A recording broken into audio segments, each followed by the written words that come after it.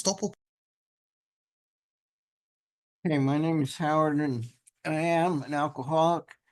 I always tell people that I stand on the shoulders of giants, and it's always an honor to have some of them, meet some of them. And when Kathy suggested that we invite Ralph to come in and be our facilitator, I thought, well, we may be fighting a little bit above our weight, but nonetheless, we asked Ralph, and of course, he so graciously agreed to come. So I give you our guest facilitator for the month, Ralph W. Howard, thank you so much, sir, for the privilege and the opportunity. My name is Ralph White. I am an alcoholic. And today I think we're picking up on page 60, starting with the paragraph in the second paragraph, well, the first full paragraph on the page. Many of us exclaim, "What in order?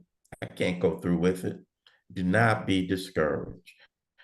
No one among us has been able to maintain anything like perfect adherence to these principles.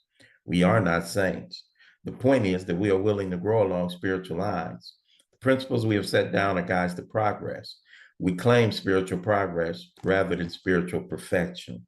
Our description of the alcoholic, the chapter to the agnostic, and our personal adventures before and after make clear three pertinent ideas. A, that we were alcoholic and could not manage our own lives. B, that probably no human power could have relieved our alcoholism. And C, that God could and would if he were sought. Being convinced, we were at step 3, which is that we decided to turn our will and our life over to God as we understood him. Just what do we mean by that? And just what do we do? And we're stopping right there. Let's talk about it. Many of us exclaim, "What in order? I can't go through it." I'm going to assume that we've got some people who are new. We may not, but for the, I don't think you can ever go wrong with making sure that we don't leave anybody behind. And when we read that set-aside prayer, for me, every time I come and I get an opportunity to read with you guys being anytime I get to read with a group, I'm coming at it new. You know, I take that prayer very, very seriously because I've been here. My sobriety date is October 11th, 1986. So I've been with you 38 years. I've been on this path for a while. So how do you stay green, Ralph? How do you keep it fresh? How do you not get stale? How does this not become information? If we read in this book for anything other than relation with a power, other than anything with getting relationship with a power, I'm using it as a management tool, and that's human power. So I'm reading this, and I'm reading this not for information. For me, it stays fresh and it's green. So what are we talking about? Many of us exclaim, "What in order? I can't go through with it."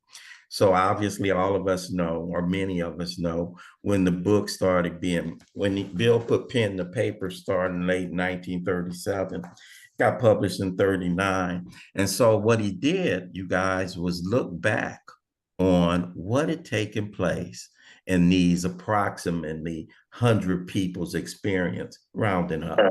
And so it's really a book of experiences. And so it turns out when Bill put pen to paper, and in the previous paragraph, he wrote down our 12 steps. And so when he came out of that 12 steps, he said, "Man, a whole bunch of us said, I can't do this. Not the whole menu. I could pick and choose a la carte. Maybe, you know, okay, that first step, okay, I got it. Second step, okay." And so you might pick and choose, and each one of you might have something in there that I'm okay with that. I'm cool with that. But at some point, somebody might bump up against inventory. What? You want me to look at myself and put it on paper? Where I come from, that's a paper trail. I'm not doing that. Fifth step, oh my God, sharing with somebody. Where I come from, that's snitching on myself. I am not doing that. Somebody else, all of the rest of that sounds cool. And I get to 8 and 9. give them back some money, my money. We're not looking at the fact it's their money. I'm not, hell no. I ain't never going. So it's, so many of us exclaim, what? No, I can't go through with all of that. I cannot take the medicine you prescribe for the what ails me. Ralph, don't trip. Don't be discouraged. Slow your roll, dude. To our new friends, it sounds like a lot to swallow at first. All 12 of these propositions, you know, looking at myself, doing this writing. I don't like writing. And that sounds like going to the blackboard. That sounds like being in detention. I don't want to do that. Telling somebody I'm a secret keeper. I can't do. Now, the big one, going back and looking at Hunter and telling Hunter I was wrong when Hunter's ass did me worse than I did. Oh, hell no, not do. Ralph, slow down. Don't be discouraged. Because my hopes kind of got up when I signed up for this AA program. I started thinking maybe, just maybe, you had something that would get the gorilla off the block. Maybe, just maybe, you had something that would put this fire out. Because I came in here with my behind on fire. And maybe you had a fire extinguisher for me. But then you set out what it is I got to do. Sound like a lie. But God, you guys have always, known who you were dealing with. So Ralph, don't be discouraged. Don't even trip off that. Nobody, not nobody in these 102 squares, not Howard that graciously introduced you, not Andy, who you see in service all the time, not Tina, who you see everywhere you go, not even Val. Really? Rob, he ain't done it. Nope, nope, nope, not well-spoken Bill Swan. Nope, nope. No one, none of us, not one of us has been able to maintain anything like perfect adherence to these. But what does that mean? Nobody, Ralph, is going to rise above human. When you sign up for this AA program, and when you get into this deal, and right now, I'm a person, particularly at the front end. We're at the front end when we're at the part we're reading now. How do we know that? I'm going to get to this last paragraph that we just read. So right now, we're at the very front end. And at the front end of recovery, ladies and gentlemen, I like to talk about, let's keep the main thing, the main thing. Later on, we'll be talking about 6 and 7. We'll be talking about some of my grosser character defects that I'll see in the 4th and the 5th step. But right now, we're coming into the 1st and the 2nd step. Let's keep the main thing the main thing. I need to get this gorilla off my back. Do you have something for a guy like me? So it says, Ralph, don't be discouraged. Nobody among us has been able to maintain perfect adherence to so these things, those 12 steps you talked about, you're telling me those are spiritual principles. Yes, sir. Yes, sir. And guess what? Unlike church, unlike you thought when you hear the word spiritual, you might think that means living perfect. You might think that means not falling down. You may think that means not making messes. You may think that means I got to do something I am certainly not capable of doing. My track record and my life shows me I can't. Don't trip off that. That ain't the program you signing up for. You're not signing up for becoming more than human. You're not signing up for coming to walk in the straight and narrow. You're not, when you went to Tabernacle of Faith Baptist Church, it felt to you when they called the altar call and they said, do you want to join this church? And do you want to turn your life over to God? It felt to you like they were saying, do you now want to live this life of perfection? Like, you can't, that ain't what we're talking about. That's not what we're talking about, dude. The role that we are asking you to join us on. Later on, we're going to describe it as broad, inclusive, never forbidden. Later on, we are going to tell you, God, this power that you don't know about yet, but these spiritual principles we are talking about, he don't make hard terms. And guess what? It's going to be something that is achievable for you, even though it don't sound like it right now. We read 12 principles before, and you said, wow. But the principles that we have set down, Ralph, are guides to spiritual progress rather than spiritual perfection. Okay, I love that. But here's the thing about a guy that you got sitting in front of you right now. I like legal loopholes.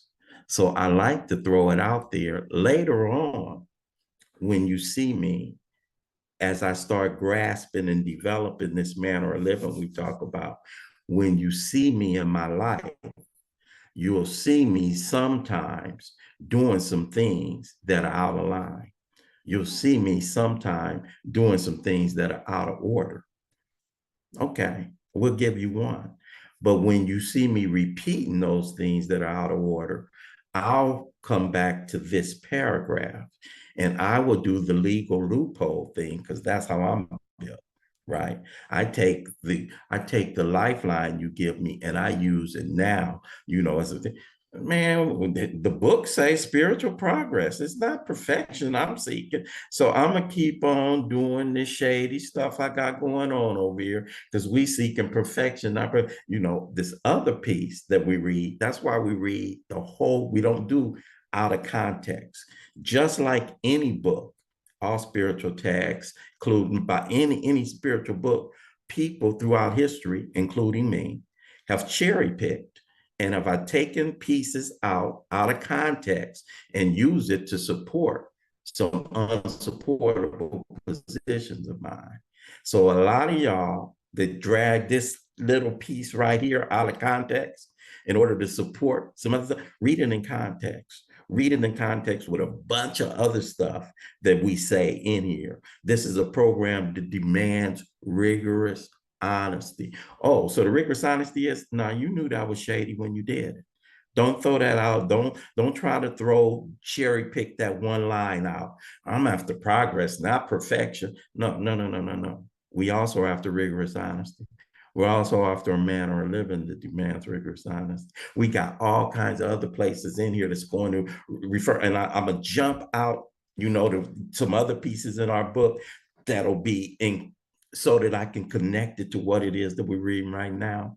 There'll be another place in the book for those of you who cherry pick this line and say it's progress, not perfection. There'll be another piece when we get in our sex conduct inventory when it will talk about if we continue to hurt God's people and are not sorry for our conduct, we assured you. So it's plenty of cautionary places in here that we read in concert with this one. This one, you guys, is a slippery one. It's the one that I know ain't no other AA lawyers up in here, but I am. So I'm gonna speak on behalf of any of the others who look for the loopholes.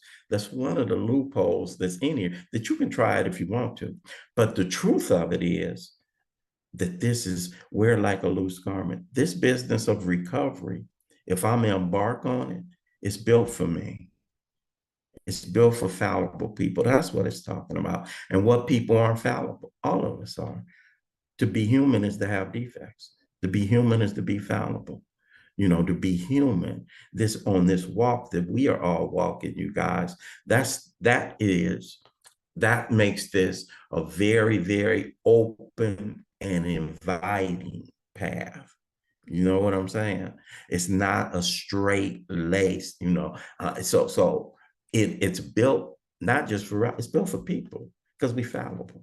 All of us are going. So it talks about, this, but we seek spiritual progress rather than spiritual perfection. Our description of the alcoholic. So our description of the alcoholic, for those who don't know, God, I hope I didn't look too closely when I started, but I think I know how it just shut me down when it's time. Our description of the alcoholic started in the doctor's opinion. In the doctor's opinion, he gave us the physical allergy. He said the way that Ralph's alcoholism shows up, he called this physical aspect, and there was nothing that can be done about that. There's nothing that can be done about the physical aspect of it. So the description of the alcoholic tells me that's one thing. That once you're a pickle, you won't go back to being a cucumber. That ain't, those days are over. So the description of the alcoholic, that description that tells me that what I suffer from, shows up. This allergy, he describes it as, and it shows up as what he called the phenomena of craving. This allergy, this uh, abnormal reaction to a food or a substance is an allergy, right? And so this abnormal reaction that I have to alcohol, shows up in this way, the manifestation. When I drink, I get thirsty. That ain't what happened to folk who don't suffer from what I suffer from. When I drink, I can't control when I'm gonna stop. It don't happen every time. Most of the I can't control when I'm gonna stop, And so this physical allergy describes it. And he says it only takes place in me. So the description of the alcoholic, he also gave, the other description, in the doctor's opinion. He says, I'm restless, irritable, and discontent, unless, so he talks about why it is I keep going back to what it is that's killing me, So the description of the alcoholic, a further description of the alcoholic then takes place in our first chapter that follows the doctor's opinion. In Bill's story, we get a firsthand glimpse of the progression of the disease of alcoholism as it shows up in a person's life. Not just what the doctor said. Doctor ain't one of us either. The doctor was giving doctors giving us information. Bill Wilson's story gives us the experience of. And so the description of the alcoholic that's referred to here, the doctor's opinion, Bill's story, our chapter, or there's a solution. And then our third chapter 3, more about alcoholism, which I like to subtitle mental states to precede or relapse into, mental states to precede or relapse into alcoholism. So those chapters right there, the doctor's opinion, and our chapters 1 through 3, description of the alcoholic, tells me the physical nature of the disease I suffer from. It describes the mental obsession, those mental states that precede or relapse, and it also gives us, it's particularly, and there's a solution, it talks about, the spiritual remedy, doesn't describe it, but it says that this is what it, and in the doctor's opinion, talks about I need to have a psychic change. But that's where the description of the alcoholic is. So our description of the alcoholic, the chapter to the agnostic, which is which is primarily entirely devoted to our second step. Came to believe that the power greater me could restore us to sanity. And in our second step, which is found in We Agnostics, I like to call that chapter also overcoming objections. Why is it that that's where I throw out all my objections, all my ideas about why I can't have this spiritual experience. I suffer from an illness that only a spiritual experience can conquer. That's put forth in that doctor's, in We Agnostic. I'll argue with that. It's got to be a door number 3. What do you mean? If that be the case, I'm suffering from an illness that only is spiritual. And so I put forth, and it knocks them down. It addresses each one of them. I ain't got the capacity to have faith. That's all you live by, dude, is faith. I don't believe like my granddaddy believed. You ain't got to believe like your granddaddy believed in order for you to make a beginning. I can't take the medicine that's prescribed for you. You ain't got to. All you got to ask yourself is a couple of simple questions for this second step experience. So the chapter our description of the alcoholic, the chapter to the agnostic devoted to our second step, and our personal adventures. Now, look at yourself. It ain't about just reading this text, and no, the biggest evidence that I'm going to have for anything in our book is my experience. Does it fit me? If my mama reads this book, she doesn't get from this book that I get from this book because it don't fit her. It does not describe her. And our personal adventures. Don't you love that? It makes some of these, because I got a tired, in the life, it's tired, it's tedious, it's grimy. It ain't pretty. I do the aimless walk at night. I do ugly stuff. Sometimes I just do monotonous, just the grind of it. And then Bill has the audacity, or um, don't you like it that he calls it our adventures? We get to retitle it, our personal event. Oh, shit. My personal adventures. It wasn't just tawdry, dirty, grimy, low down. Our personal adventures. Thank you, Bill, for giving us that. We don't deserve it, but we'll take it. Our personal adventures before coming to you guys, and after. And after this, make clear 3 pertinent ideas. What gets clear to me as a result of looking at these, the description of the alcoholic, the chapter to the agnostic, and looking at my life before and after coming, you guys, 3 things should be clear to me. And I ask myself, is it clear to me? A, that I'm alcoholic and can't manage my own life. Yeah, yeah, they got pretty clear to me as a result of bouncing my experience up against what it is that I read in the doctor's opinion. My experience showed me I can't keep money in my pocket when I get my experience showed me that when I start, I can't stop. I can't tell you when I'm going to stop. My experience shows me all that. Are you telling me I'm done, Howard? Or are you telling me 5 minutes? Oh, okay. Oh, I see it. Oh, I got 16 seconds. Let me hurry up. And my personal interest. So being convinced we were at step 3. God, I went too long. So being convinced we were at step 3. What does that tell me? That tells me step 1 and 2 are conclusions I draw based on my experience. It talks about being convinced. So steps 1 and 2 are conclusions I draw based on my experience. Thank you guys. Oh my God.